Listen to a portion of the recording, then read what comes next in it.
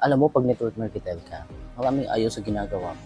Pero kahit maraming ayaw sa ginagawa mo, kahit maraming negative, hahanapan ka ng resulta. Yung resulta na hinahanap nila sa'yo, na gusto nilang makita sa'yo, yun yung vision mo.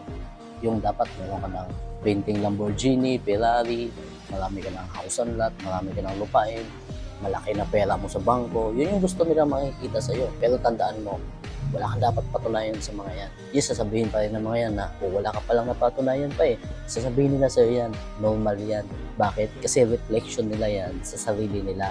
Kung nag-network marketing kasi sila, walang resulta sa kanila.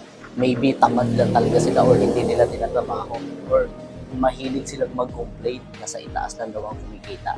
Pero, tandaan mo, bilang network marketer, ikaw ang nakakaalam ano na yung mga achievement mo sa buhay. Malaki man yan or maliit. You have to be grateful. Ang mahalaga, alam mo sa sarili mo